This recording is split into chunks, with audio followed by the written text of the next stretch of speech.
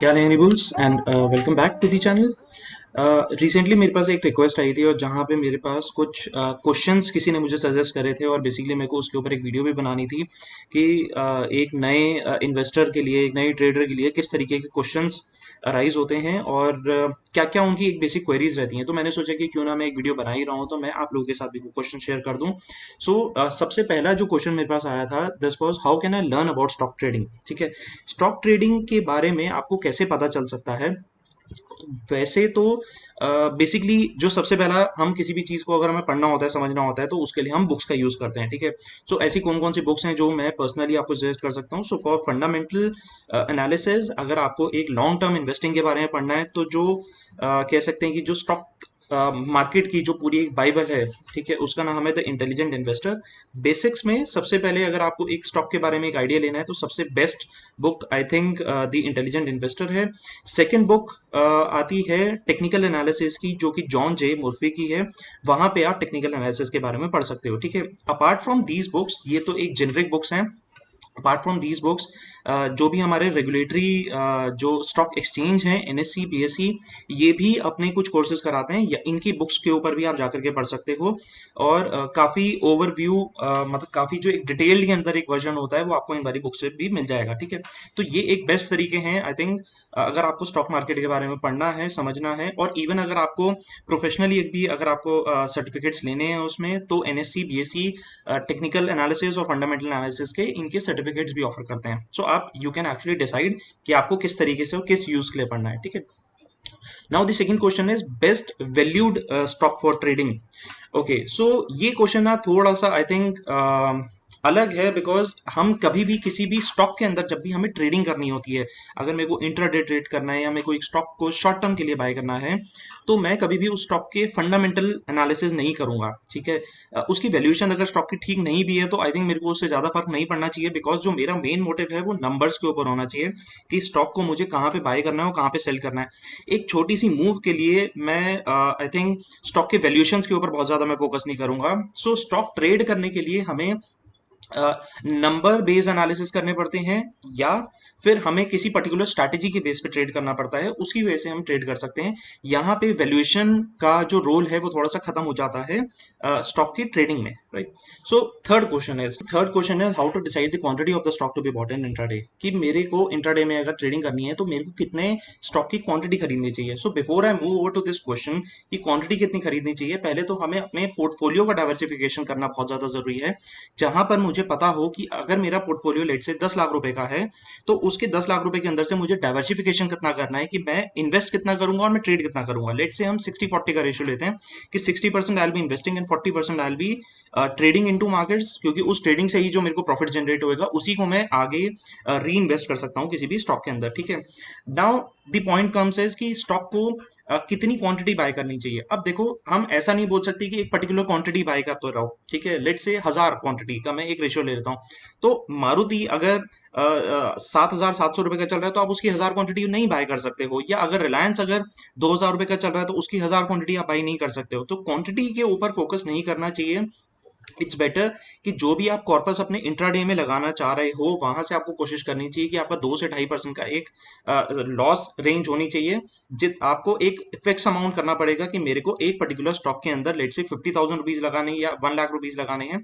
वहां से आपकी क्वांटिटी का डिसीजन आएगा। अमाउंट के ऊपर डिसाइड करना बहुत ज्यादा जरूरी है, ना कि हमें क्वांटिटी के ऊपर decision, right. So fourth question is stock market suggestible for new traders.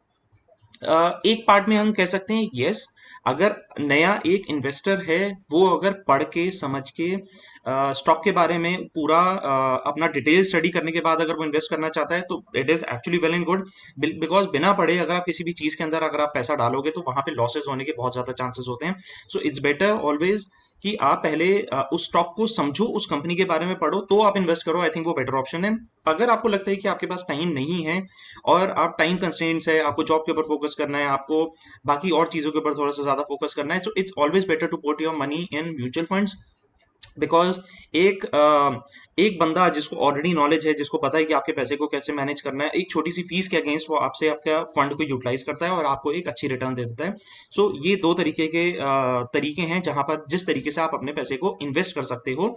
और अगर स्टॉक मार्केट में करना है तो it's always better to learn and understand the company. यहाँ पे आपको सीखने के बेनिफिट्स थोड़े से और ज्यादा मिलेंगे। Question is how much margin money is required to buying a stock. ठीक है, पर्सनली आई वुड सजेस्ट कि अगर आपको इंट्राडे ट्रेडिंग के बारे में आइडिया नहीं है, if you are not aware about technicals, आपको नंबर्स के बारे में बहुत ज्यादा आइडिया नहीं है, आपको स्टॉक के बारे में आइडिया नहीं है, तो इट्स ऑलवेज बेटर कि आप उतना ही पैसा डालो जितना पैसा आपके पास है। अगर मेरे पास लाख रुपए है तो मैं लाख रुपए को ही यूटिलाइज करूंगा, क्योंकि कभी कभी क्या होता है, हमें बहुत सारे ऐसे ब्रोकर्स हैं जो आपको 10 टाइम्स भी मार्जिन दे देते हैं। मान लो आपका कैपिटल 1 लाख रुपए है और आपको 10 लाख रुपए की वो लिमिट दे देता है कि आप जाओ इसको आप यूटिलाइज करो इंट्राडे में, और आप आपके पास 9:15 से 3:30 तक का टाइम है। लेट्स से अगर आपने उस पैसे को यूटिलाइज कर लिया and your stock actually falls 5%, ठीक है, आपने 10 लाख रुपए यूटिलाइज करा और आपका जो स्टॉक है वो वहां से 5% गिर जाता है। वो स्टॉक 10 लाख के अगेंस्ट तो 5% गिर रहा है, दैट मीन्स 50,000 रुपीज का लॉस हो रहा है, but for your capital it is actually 50%। तो हमें कोशिश करनी चाहिए कि मार्जिन हम कम से कम यूटिलाइज कर पाए, उतने ही अमाउंट से ट्रेड करो जितनी आपकी एपेटाइट है, क्योंकि अगर हम ज्यादा ओवर लीवरेज कभी भी हो जाएंगे तो फिर वहां पे हमारे लॉस होने के चांसेस होते हैं, प्लस आपको मेंटली भी वहां पे कहीं ना कहीं वो डिस्टर्बेंस होगा, और दोनों चीजों में आपको प्रॉब्लम होगी, एक तरफ मॉनेटरी वाइज और दूसरा psychologically and physically you will be damaged. So it's better जितना पैसा है उतना ही यूटिलाइज करो, ओवर लीवरेज होकर के कहीं ना कहीं लॉसेस होने के चांसेस बढ़ जाते हैं। Next question is which banking should I buy for the long term. ठीक है, जो बैंकिंग है ना, मतलब बैंकिंग का जो ओवरऑल सेक्टर है ना, it plays a very vital role in our industry. ठीक है, सो बेसिकली हमें अगर पैसे को इन्वेस्ट करना है, कहीं से पैसा आना है, हमें बैंकिंग की जरूरत है। अगर मुझे म्यूचुअल फंड में भी पैसा डालना है तो मेरे को एक बैंक चाहिए जिसके अंदर मेरा पैसा पड़ा हुआ होगा, और वहां से ही मैं म्यूचुअल फंड में या अपने स्टॉक्स में किसी भी चीज में रूट कर सकता हूँ। तो बैंकिंग की इंपॉर्टेंस बहुत ज्यादा है, और इसी वजह से बैंकिंग का जो सेक्टर है ओवरऑल वो वैसे भी धीरे धीरे करके ग्रो कर रहा है। बैंक्स जनरल सिनेरियो में, मतलब एक लेमैन लैंग्वेज में अगर मैं आपको बताता हूँ, तो बैंक पैसा कैसे कमाता है। बैंक आपसे डिपॉजिट ले रहा है, एक कंज्यूमर से वो एक डिपॉजिट ले रहा है, ठीक है, आपको एक छोटा सा रिटर्न दे देता है, वो 3 4 5% का एक एफडी में रिटर्न दे रहा है, और वो आगे उस पैसे को लेंड कर रहा है, तो वहां से बैंक के पास पैसा आ रहा है। ठीक है, सो ओवरऑल लॉन्ग टर्म में banking is a very good sector.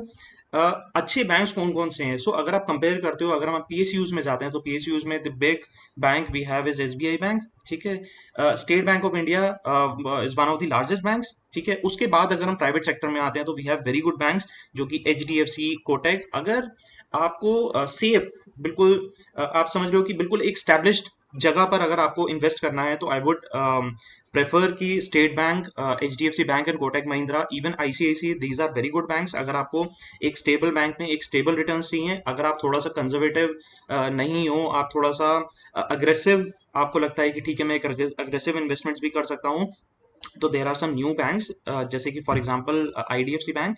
Even it looks good for the long term, because जैसे जैसे बैंक स्टैब्लिश होता रहेगा वैसे वैसे उसकी बुक्स भी क्लीन होती रहेंगी, और शायद वो नए नए प्रोडक्ट्स लेकर के आता रहेगा, तो वहां पे भी कहीं ना कहीं बैंकिंग सेक्टर में उसको बेनिफिट्स मिल सकते हैं। So next question is how to decide the target level and stop losses. So किसी भी स्टॉक में एंटर करने के लिए सबसे पहला मेरे को ना एंट्री प्राइस का पता होना बहुत जरूरी है। ऐसा नहीं है कि मैं कहीं पर भी एंटर कर जाऊंगा और वहां से मैं अपने टारगेट और स्टॉप लॉस डिफाइन कर लूंगा, ऐसा नहीं होता। रैंडमली कहीं पर भी एंटर करने से मेरा टारगेट और स्टॉप लॉस डिफाइन नहीं होता है। किसी भी स्टॉक के अंदर एंटर करने के लिए पहले तो मुझे एक स्ट्रैटेजी डिफाइन करनी पड़ेगी, या एक पर्टिकुलर व्यू डिफाइन करना पड़ेगा जिसके बेसिस पे मैं उस स्टॉक के अंदर एंटर कर रहा हूँ। सो लेट्स से मैं टेक्निकल्स पे ट्रेड करता हूँ, टेक्निकल्स के बेसिस पे आई हैव फ्यू स्ट्रैटेजीज, तो उन स्ट्रैटेजी के बेसिस पे जब मैं अपने स्टॉक में एंटर करता हूँ, वहीं पर ही मेरा टारगेट और स्टॉप लॉस वहां पे डिफाइन होगा। ऐसा नहीं है कि मैं कहीं पर भी किसी भी रेट पे जाके एंटर कर दूंगा और फिर मैं सोचूंगा कि नहीं मेरा स्टॉप लॉस यहाँ लगना चाहिए था, या मैं एक जनरली एक रिस्क रिवॉर्ड कैलकुलेट कर लूंगा कि मेरा 1% का रिस्क हो गया, 3% का प्रॉफिट हो गया। ऐसा नहीं होता है।